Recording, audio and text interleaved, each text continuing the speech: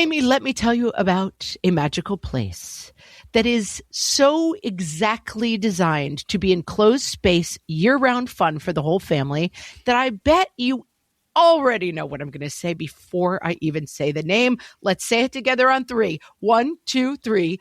Great Wolf Lodge. You got it, Amy. My kids loved Great Wolf Lodge when we went. You probably already know that it has a huge indoor water park with a wave pool, lazy river, a bunch of massive water slides. But then your pack can hit the other attractions because, wait, there's more. Great Wolf Lodge has adventure-packed attractions like Magi Quest, a live-action game kids can play throughout the lodge, plus the Northern Lights Arcade. Spent some quality time there, so your kid who loves the lazy river and your kid who loves fantasy games will both have a great time. Great Wolf Lodge also offers great dining options and complimentary daily events like nightly dance parties, all under one roof. Unpack the car once and you're settled in to have fun. And with 22 lodges across the country, you're always a short drive away from adventure.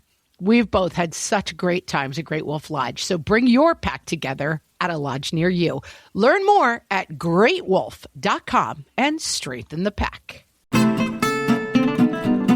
You don't ever want to get on the roller coaster car with them. What fresh hell. Laughing in the face of motherhood. You're going to be staying in random hotels, for the next 3 years. With Margaret Abels and Amy Wilson. In this family, we laugh and love and, love people. A podcast that solves today's parenting dilemmas. So you don't have to. The kid that is too young to explain its disappointment mostly, but it's also a sense of loss.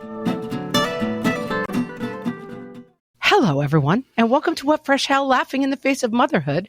This is Margaret. And this is Amy. Today, we're talking about the conversations you need to have with your kids this summer. Amy, apparently there's a conversation you need to have with me about the way I pronounce things. Mm-hmm. I come to you from our Facebook group, and I will say, sometimes people say things about me on the internet that are not nice, such as, why do you have such a big forehead? Those kind of critiques, not helpful. But then this one was in the Facebook group, and it's not I felt not strongly nice. This came from a place of love, and I'm accepting it from that place. Kat says on the What Fresh Hell Facebook group, I'm mostly a new listener, so forgive me if this has already been discussed, but I weirdly love how Margaret pronounces also. It's almost like it's an also, and I find it so endearing. Can you tell me I guess also doesn't have an L at the end of it. Is no, what people but are you arguing. do say it like also. You just said it. You just went also. How she pronounces also. It's almost like it's pronounced also. Yeah. Also. You've been doing also. It for 400. Also. For 10 I years could do you've it been the doing other way, but it's also. Yeah. I don't know. I never realized I said that word with an L on the end of it, but now that I hear it, it is exactly how I say that word. We get a shout out from Kate. I love both of their voices. They were meant to be podcasters. That's nice. But then, it comes around. Nikki says, haha, totally agree. I giggle every time she says it. Leslie says this has never been discussed, so I'm glad you brought it up. And then Sarah chimes in, add to this, hello, everyone. Everyone? Everyone? Hello, everyone. Hello, everyone. Okay. Everyone? I don't know. Now, sometimes the point when is people it's point endearing. things out, I can't unhear it. I was just talking to somebody. I live near a town that is spelled new, and then the second word is Rochell. How do you say that town? New Rochelle. Yeah, the correct pronunciation is New Rochelle. No Rochelle. Uh-huh. And someone was like, what words are you even saying? I'm like, I'm saying New Rochelle. But anyway, that's how I pronounce things. And I'm glad you like it because I'm too old to change my ways. I'm very glad we had this conversation. But we're going to move on to talk about conversations you should have with your kids. I recently had an experience where one of my kids had someone reach out on social media and say, I'm a kid from your class and I'm stuck somewhere without my wallet. I need you to send me money. It was on, I believe, Instagram. So when this email came in, the kid immediately was like, happy to help. Let me send you money. Tried to send money. And because of the way we have our card set up, got denied because they're not allowed to, I don't know what their limit is, but let's say they're not allowed to send more than $50 to someone. Thankfully, it got caught. And when I looked back at it, I thought I could definitely see it's the person's profile, it's their picture, and it led to a whole conversation about scams. I recently, this is a crazy one, went to log on to my health portal, typed in my health portal's name, got sent to like a fake website with a phone number and called it. And then they were suddenly asking for all this information. And I was like, wait a minute. And it actually, that time it did turn out, it was totally fine. But people can spoof all of these things. It gets very confusing very quickly who you're talking to online. Let me tell you, I feel like it's such a PSA to tell this. This is an elder scam, but it really could happen to any of us. A friend of mine, their parent lost a huge chunk of their savings this way. The first person called and said something like, you need to send money to this, like a clearly scammy thing.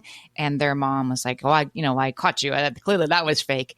And then there's a second call where somebody says, did somebody just call you and pretend to be? Yes, they did. Like, oh, thank God, I'm calling from your bank. We're going to fix this, right? I'm here to help.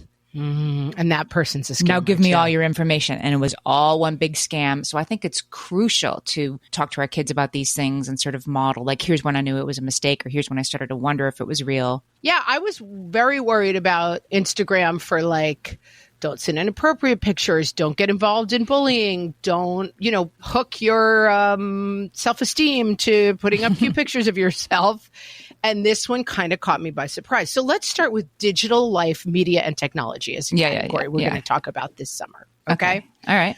Are we talking about guidelines for screen use? I think that's a great place to start this summer. And I'm thinking about it. I want to say all of these conversations are ages and stages, but some kids are out of school already. Our kids are not yet out of school. It's a great idea to have an early in the summer conversation where we're saying, let's limit ourselves to, I don't care if it's 5 hours a day on screens. Because by the time you watch a movie and you hang out on social media a little bit and then you watch TikTok for an hour, like 5 hours is like that, And so I would probably start pretty broad and then see how we're doing and see if we need to adjust it in either direction.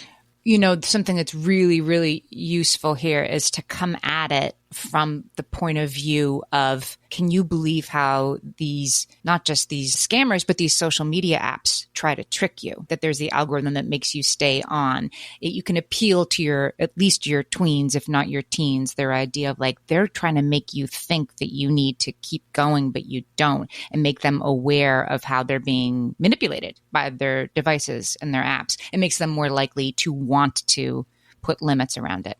I just saw Angela Duckworth, who wrote the book Grit. I just saw a clip of her doing a graduation speech, and she talked about, and I thought this is the perfect example of this. She was telling these college graduates that they needed to put their phones away when they were working, like not just put them on the desk next to them, but put them in another room, put them in a bag, because studies show that when you have the phone next to you while you're trying to do your math homework or whatever, you're making these constant small decisions to exercise your willpower and not check your phone, which are taxing you. They're taxing your cognitive abilities. Yeah, people do better on tests if their phone is down the hall or put away. And teaching kids that your phone is going to call to you, so you're going to want to overcome that by being like, not today, phone, I'm going to put you across the room. I think the first conversation that we're going to have this summer is, what are our limitations around phones? How many hours a day are we expecting to use them? And where are they when we're not using them? Somewhere away from us. I like that. Right. And then one of the things I've been thinking a lot about is like things I don't say out loud. And one of them is, whenever anyone asks you for money online, come to really dad. I would fall for scams too, and show that to one of us before you, because maybe it's a friend who's doing a fundraiser for dogs. That's great. Give your $10. Great. But whenever anyone asks you for money or information about yourself online, you have to check that with us. These scammers activate your sense of emergency, whether it's you or my friend's mom or your kid, right? And so you're caught up in the emergency. There's a puppy that's in danger, right? And so I think it's a good idea for any of us when we're like, should I do this? To always, always go talk to anybody. I'll call you. I'll talk to my husband. I'll call my brother, anything before I give a bunch of money to something that even might be suspect, because just that little bit of separation between that person didn't get the panicked text from somebody who sounds like their friend and they're able to see it accurately in a way that you aren't in the moment. Exactly. Then we have the don't do online categories. And this used to be a lot of like, for me, like, don't this, don't bully people, don't send naked pictures of yourself, don't this, don't that, oh God, online. This is the phrase that pays in my household. Are you ready? Yeah, sure. Anything that you put online, I want you to picture me sitting in your principal's office while she shows it to me or reads it out loud. That covers a lot of ground. And I feel like it's very useful. Yes. Because if you say it in a text message, if you put it on Instagram, if you write it in an email, can you picture me sitting in your principal's office while she reads it out loud or shows it to me? Right. That's a really good catch-all for what not to put online. Yeah. Again, for all of us, right? Yes. Like, I think we've all become more like, do I really need to like put my take on this new act being considered by Congress? Does the world need to hear this? And does this come back to haunt you in a job interview 3 years later? Like, I think it's something for all of us to think about, and certainly for kids. And I also think it's time to start talking about AI. I think we may have to do a whole episode on this, but Yeah, let's. ChatGPT, feedback loops, the way that you can now talk to your phone as if it's an actual person is becoming hugely problematic for a lot of people. We'll do a whole episode about it, but like read a little bit about ChatGPT, about chatbots, about how people are interacting with them and why it's problematic, because I think it's fascinating, but it's not something I've ever talked to my kids about. And I was like, I want to talk to my kids about that. Yeah. And they know, I mean, maybe not your 6-year-old, but your 12-year-old, they know what ChatGPT is and OpenAI, and they're using it more than we do. I'm going to share in the show notes a bunch of episodes that we've done about online. Do we share too much about our kids online? Our experience doing a screen-free week, which we really enjoyed, and 2 episodes about gaming and talking to experts about gaming. So hopefully those will help have those conversations. Amy, let's talk a little bit about respect, consent, and boundaries. This is a conversation that I think all these conversations are 1,000 conversations. None of these are like, we're going to sit down and talk about sex and be done with it. Right. These are things that happen a lot. But especially as I start to send a female teenager out into the world, for both sides, I have boys and a girl. I think a great place to start this is, again, ages and stages. No means no, starting at the playground. You don't touch people who don't want to be touched, and you can say no if someone's playing in a way that you don't like. No stops the game. So in our house, and believe me, when you have a bunch of kids, no, don't. Okay, I heard no, stop doing it. You will hear from the participant. Oh, no, I was just saying no, I like it. Well, no stops the game. So from both sides, no stops the game. That's a great way to start. We respect no. We don't make a judgment about whether or not no is real or not real. And we can even acknowledge that sometimes no is real and not real, but no stops the game. And so that's where we're starting to talk.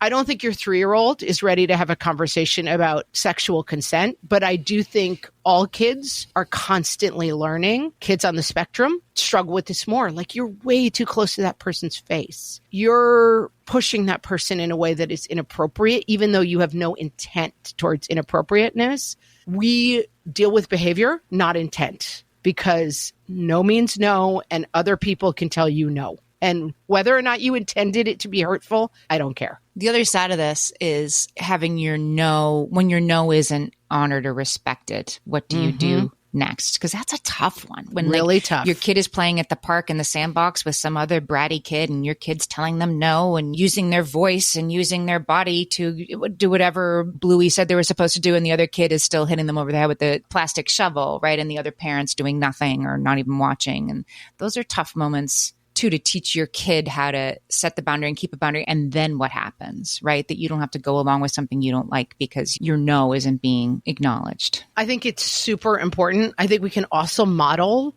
that, like, it's okay to just leave. It's okay to slink away, walk away. Like, you don't always have to find a huge reserve of inner strength. You have told a story on the podcast, right? About being sitting next to someone on a train who exposed themselves to you. Yeah. And he pretty clearly, and going back, he wanted to sit next to me, even though there were plenty of other empty seats on the train. And I clocked that, but I'm a nice girl. I mean, I'm talking like I'm 19 or 20. Sure. And so I moved my bag so he could sit down, even though there were plenty of seats. And then I look over and he's doing what he's doing. And I, horrified, I got off the X. The good news is I got up and immediately got out of the situation. And then went to another train car where the conductor scolded me for having moved because my ticket was back at the old seat. And I think I just kind of froze a little bit, but I wasn't.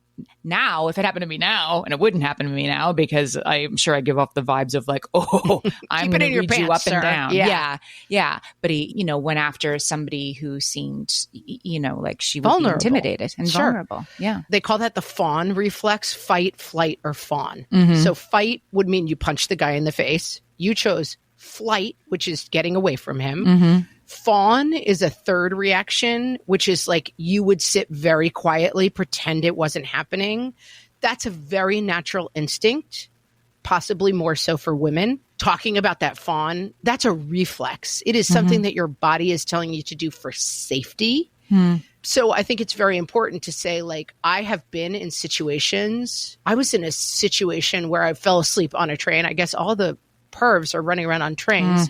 I fell asleep on a train. I woke up to the guy next to me, like touching my leg, but I was kind of waking up from sleep and I wasn't really sure it had happened, but I knew it had happened. Right. But then it's like, well, I don't want to make a scene. Like, really having those conversations with boys and girls that, like, because I think with boys, it happens more like, if you're really a man, you'll drink this whole fifth of vodka, you know? Or if you're really a man, you'll jump off this cliff, even though every inch of your body is telling you it's not safe. That, like, why it's hard to say no, what makes it challenging, practice the options. And I want to say about all these conversations, they can happen while you're watching something on TV, while you're reading a book, while you're driving in the car. And you think, oh, it was so fun to watch you off the dock. I had an experience once where these people were goading me to jump off of something. And even though I knew it wasn't safe, it was hard for me to say no. You know, these are not conversations. We're not suggesting that you're like, this summer, corner your 5-year-old and talk about consent for 3 hours. It's not going to work. But these are conversations to keep in mind and where they come up. Hellions, it's time for some spring cleaning, and I don't just mean the coat closets. Doing your financial spring cleaning can actually be super easy when you let Monarch do your financial spring cleaning for you. One dashboard that gets your entire financial life organized. No more clutter, no more mess, no more logins scattered everywhere, just accounts, investments, property, and more, all in one place. Get your first year of Monarch for half off, just $50 with promo code FRESH. Monarch allows you to look not only at what you've already spent, but also to plan for the future. With Monarch, you can set savings goals, plan for big purchases, and notice spending trends before they become a problem. I can generate cash flow reports that show me what we spent this quarter, this month, what we're probably going to spend next month, and feel prepared, organized, and knowing how to plan for the future. No more surprises and a lot more clarity. Try Monarch. Use code FRESH at monarch.com to get your first year half off at just $50. That's 50% off your first year at monarch.com with code FRESH. You know that thing where you get an amazing pair of shoes at a really great price and want to tell everyone about it? Yeah, so do we. Here at Designer Shoe Warehouse, we'll give you something to brag about, like the latest styles from brands you love, or the trends everyone's obsessing over, or shoes that make you feel like, well, you.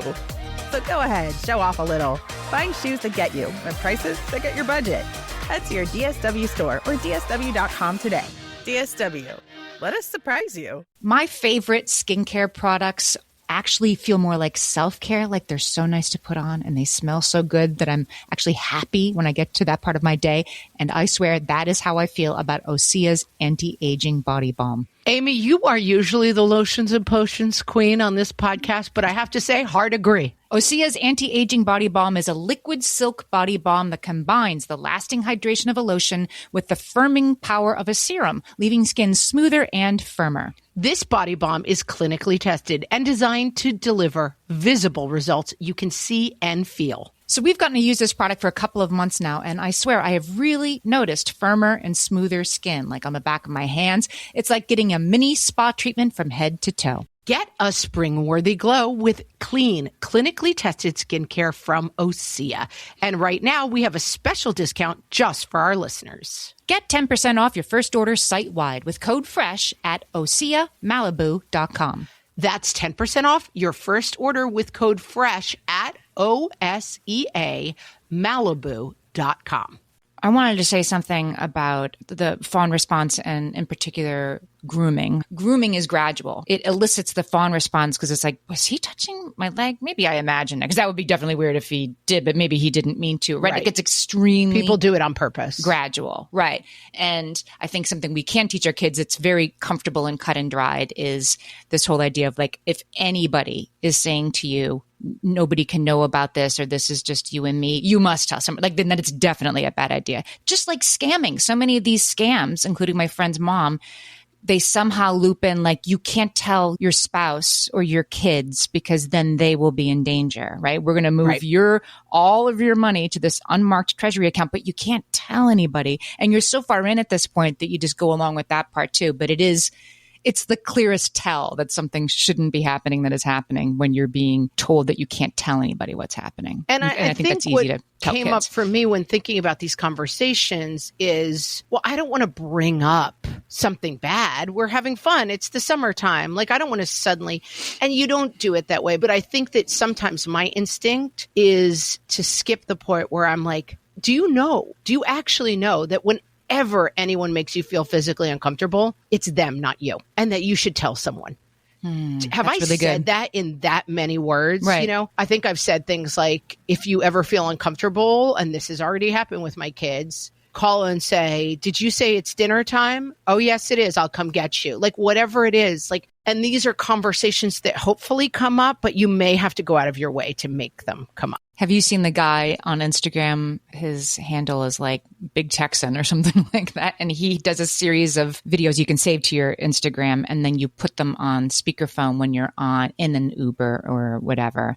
And it's just like, oh, what time will you be home? Oh, good. I see. Oh, I'm checking your location. And then it sort of puts on the screen what you're supposed to be saying. And you can play it out loud in the car whenever you're feeling uncertain, which for our teenagers who are traveling by themselves in Ubers, that's a really good thing to have in their back pocket. And just reinforcing, like, I trust your instincts, so you trust your instincts. I got your back. Yeah. We have an episode called Setting Boundaries, which we will also link to, a great refresher on having this conversation. Here's another thing that I think we talk a lot about, but do we always put like a fine point on? Naming emotions and prioritizing mental health. So talking to our kids. And I think that for some people, these are easier conversations, and some of these will be harder conversations. I think emotional and mental health, maybe because my mom is a therapist, like we talk a lot about it in my household, but I think it's a useful one to put on because I think sometimes we get stopped with like, how are you feeling? Fine. You know, I have teens, and one right now is in that fine stage, you know, who used to, I used to have more open conversations with, and we're a little stuck right now with like, nothing, fine. Okay. Right. Like, I don't know that I need to dig deeper than that, but I do know that I want to start a lot of conversations that name emotions. Give an example. I'm not sure I understand I agree with it, but I don't know what you mean. I think what you're feeling right now, I know you're acting out. I think you're feeling really disappointed about the fact that you failed the midterm. Like, trying to help people name the source of what's going on. Or just, you asked that girl out and she said no. Like, how did that make you feel? Like, do you feel angry? Do you feel embarrassed? Do you feel too bad, so sad? I'll get the next one to say yes. Like, what are you feeling in response to what you just told me? Helping kids put a really fine point on like, what's the source? I mean, there are certainly adults who can't really name their emotional states, right? Or who can name two. Yeah. And this I'm angry or I'm not angry instead of I'm disappointed, I'm this, I'm hurt. Right. These are being able to name much these. Of this right. is modeling, you know, and modeling and helping the male figure in your house name emotions. Like, this is something that I think maybe boys are more starved for a little bit. I mean, I can definitely remember, and I think this was how I was raised, and it wasn't harmful in any way, but like the idea that my parents had any kind of inner life other than like making me meals and helping me study was completely foreign to me. And I remember once my mom said, oh, I was so disappointed in myself. I was like, whoa, wait, what? What do you mean? You were disappointed. My mom was such an icon and a paragon. And I think being a very strong figure who our kids feel safe with and feel like they can cling to is great.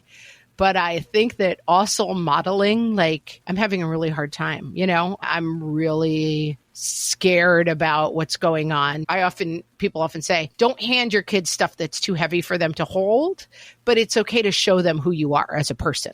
Right. And these emotional states and these, I just really felt hurt and disappointed. That sort of exploration, I think, is best done about something that doesn't involve you and the kid. Like when your kid told you, you know, I hate your face, Mama, you know, I really felt like this. Like that stuff is sometimes they need to hear it, but that's not going to help. That's not going to give them the safety to explore their emotional range. But to hear you had this experience, it isn't about them, right? It isn't them doing anything right or wrong. And you're just talking about how at first you felt this way and then you realized you really felt that way. That isn't like on them. Well, you said early on the podcast, and I think about it all the time, they're on the roller coaster, you're on the sidelines. Like you don't ever want to get on the roller coaster car with them. You're there to like give them a hug when they get off or yell to them like it's okay when they're on it, but you don't ever want to get on the car with them. So I think when you're naming your emotions, you don't want to be like, you're scared. I'm also terrified. It feels like the world's falling apart. Like that's getting on the car with them. I think that's not great. But modeling coping strategies, normalizing asking for help, naming emotions, like just leaning into these conversations over the summer, see how it goes, see how it feels. Do you remember, I think it was way back in the pandemic, we were talking about mental health. I don't remember what the term was, but it was a metaphor of, say, like you're in an enclosed space with a snake that you don't know if is dangerous or not, right? And I'm inside looking through a window at you with the snake. And I have a very different point of view on how scary this is and how important this is. And like the snake is actually pretty small and it's probably fine. So your kid is the one with the snake you in the room. And That's at that remove, just like the scammer that's like, I am in jail and I need $100 right now. Like you at that remove or anybody at that remove from that intense situation provides perspective. In that case, when you're like, I really felt this way and then I felt upset, it's almost like your kid is looking through the window at you and thinking, I guess I would feel that way or maybe I wouldn't. I had a therapist once say, like, you're driving the car and it doesn't have a speedometer and it's very hard to tell how fast you're going, but I'm standing still. So I know how fast the car is going past me. Like it's much easier for me to tell. You're in the car. I mean, if you've got a 3-year-old, you may not be using these metaphors, but you may be starting to help them name their emotions, to let them see that asking for help is okay. Like you're modeling how you cope with things for a 3-year-old, but maybe for a 13, 14-year-old, sometimes you just want me yelling through the window. That is as scary as you think you are a snake. Oh, no. But that's a snake. Get out of there. You want perspective, And I think we can have these actual conversations with our kids. We have an upcoming Fresh Take with Danielle Bettman, who's a positive discipline parenting coach. And the whole technique, it seemed to me, was a lot of helping your kid name their emotion. When your kid is, I don't want to go to bed. That you're saying like, oh, I understand. You're so frustrated because you love seeing Aunt Kelly, but you need to go to bed. That you're naming the emotion for the kid that is too young to explain. It's disappointment mostly, but it's also a sense of loss. Like they can't do that. And so they pound. And then I think on the flip side of that, which we talked about on the episode, is you're also the guardrails to be like, you can't behave however you want just because of how you feel. This goes back to our respect, consent, and boundaries idea. There is a difference between feelings and behavior. You can feel so mad that you dropped your ice cream cone and so disappointed, but you can't lie down in the middle of the ice cream store and kick anyone who walks by. Like, we're going to work on the difference between those two things. Yeah, that makes sense. Amy, our next conversation, kindness and inclusion. They're kind of two different ideas, but I'm using them together in this case. We have a lot of episodes about inclusion. Oh, we also have a bunch on emotions and mental health, which we'll link to. We're going to link to these by category so that you can kind of listen to a playlist and get ready to have these conversations. But inclusion, we talked to Dr. Ibram Kendi, who made this point, which I thought was really useful for me. When you don't talk about things with kids, they often assume it's because those things are secret or bad. So if you don't ever talk about race or physical differences or sexuality and differences and different family forms. Or death, right? Or death. Illness. Or all the things you don't, because you don't talk about things generally because they're like too scary or too heavy. And so we want to be incorporating conversations so that our kids don't get any idea that we are not talking about these things, therefore they must be bad things. Right. And also they will create a narrative. They'll create their own narrative when we don't give them an explanation. They will also tend to put themselves at the center of that narrative often. Absolutely. Mommy and daddy got divorced because I'm I'm really bad.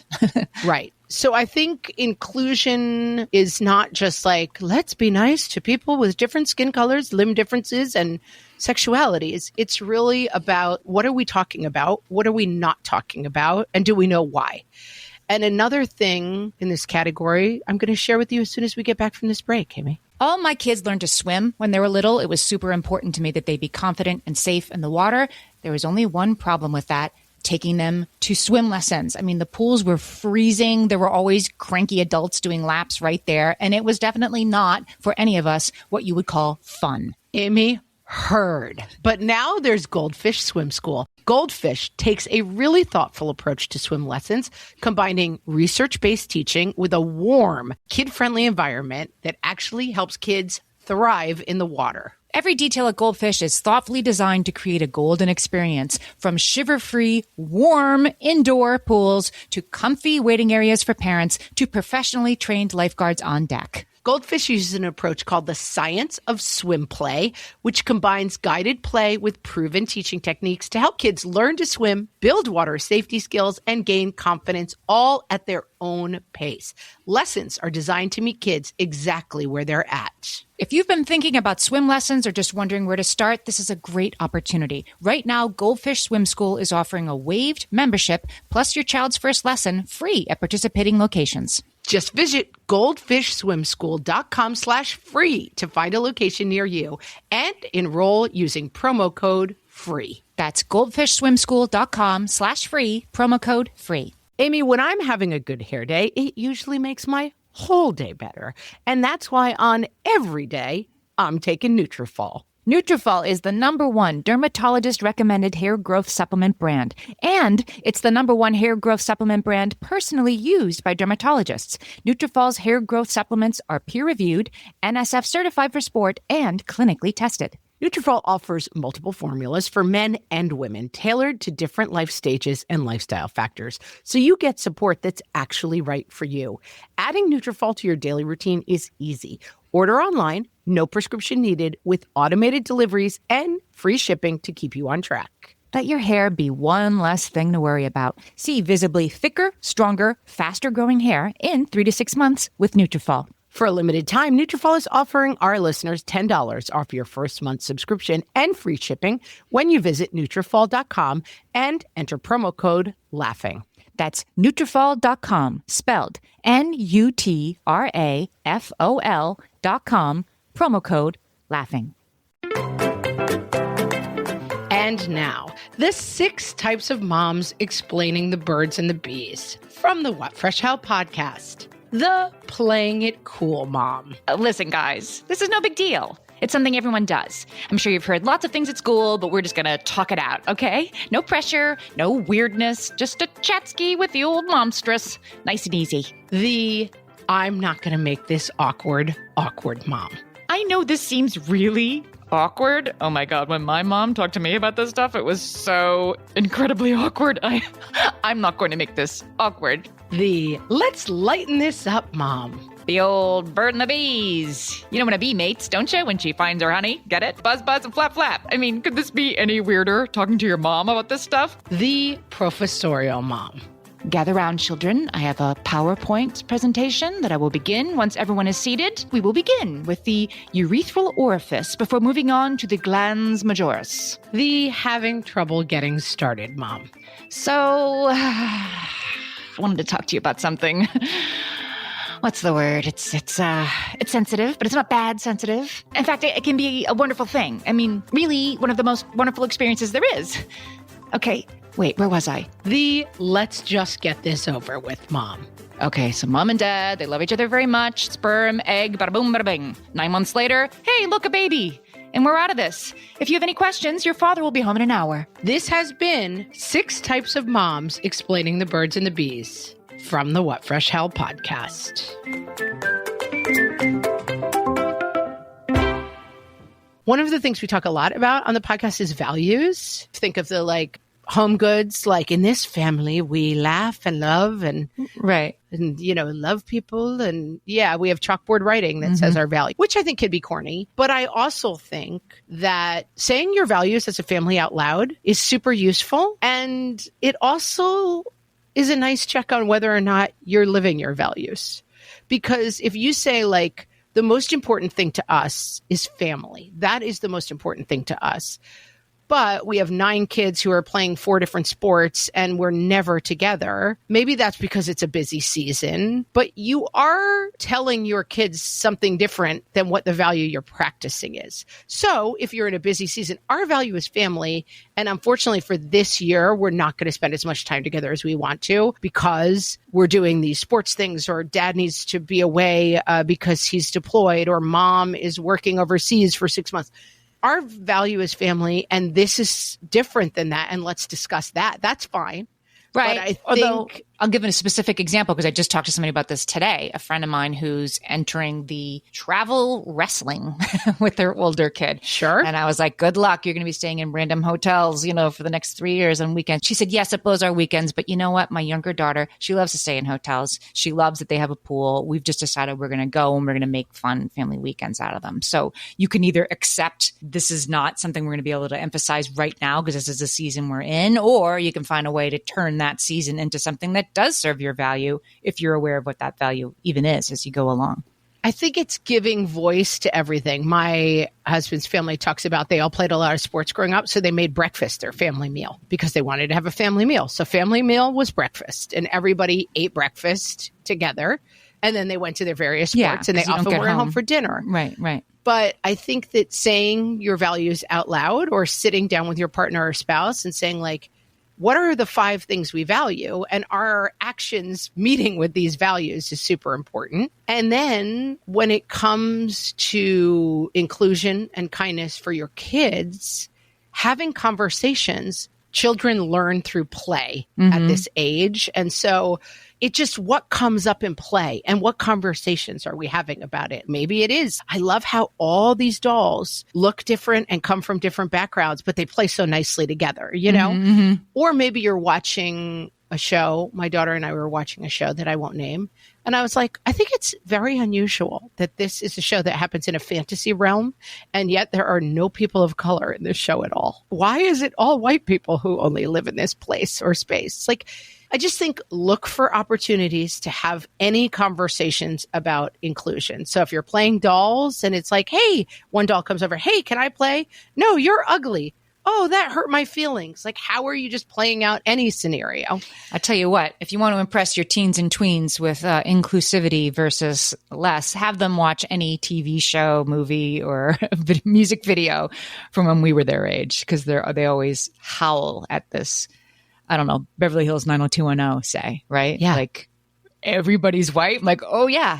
No, it was the 80s and 90s. Yes, everybody was white and everything. Yeah. Yeah. They think it's hilarious. Just giving voice to stuff. And I don't care what your values are, your values. And so whatever you feel, it's just, are you giving voice to those values? Are you saying out loud when you talk about people at school, like, are there any kids in your class who don't seem to have any friends? What do you think's going on with them? What do you think that feels like for them? You're not have to solve every world problem, and your kid doesn't have to solve every world problem. It's just giving voice to like, well, I think it can be really hard to include people in 7th grade who aren't popular because it brings you down socially.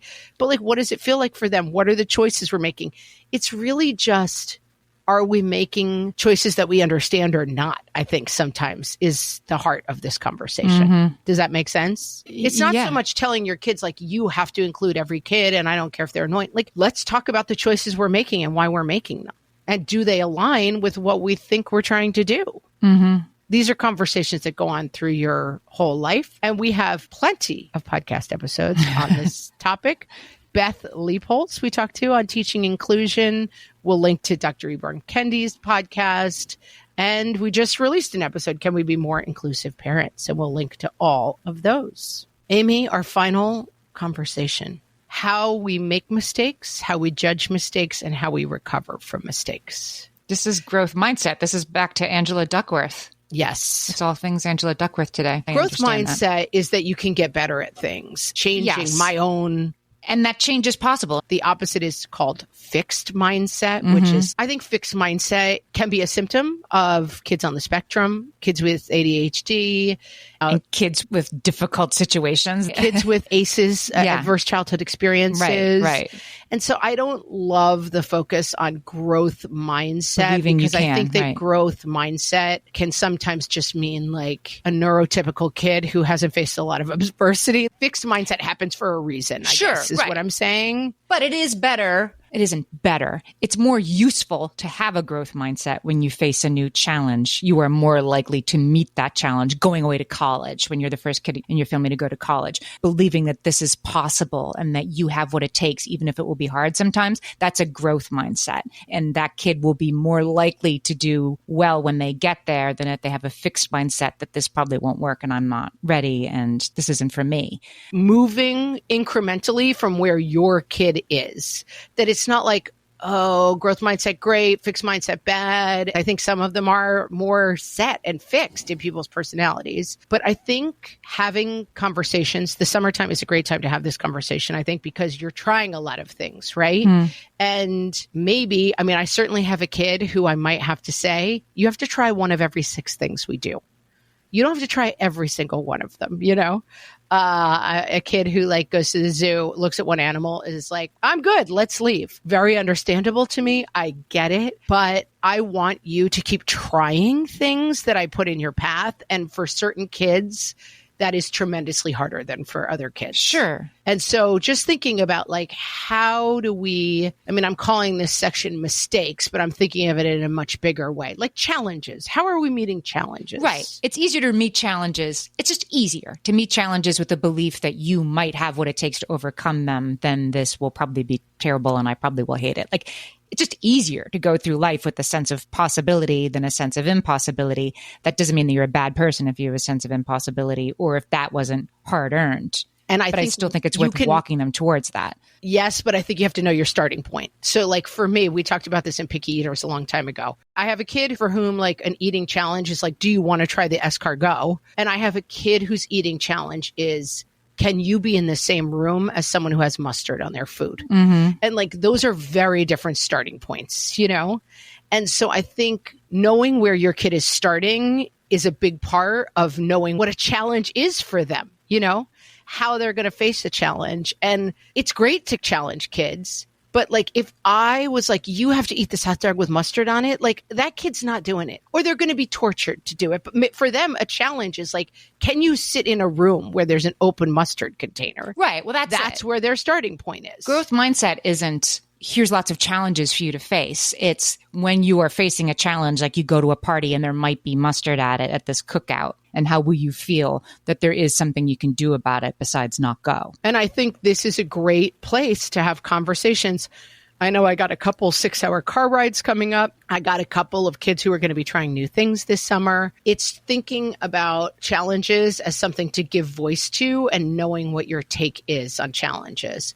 And like, I'm very adventurous and I love a challenge, but like maybe dad isn't as adventurous. Or like, think of Aunt Gretchen. You know her, she like goes mountain biking and jumps off cliffs and she's so adventurous.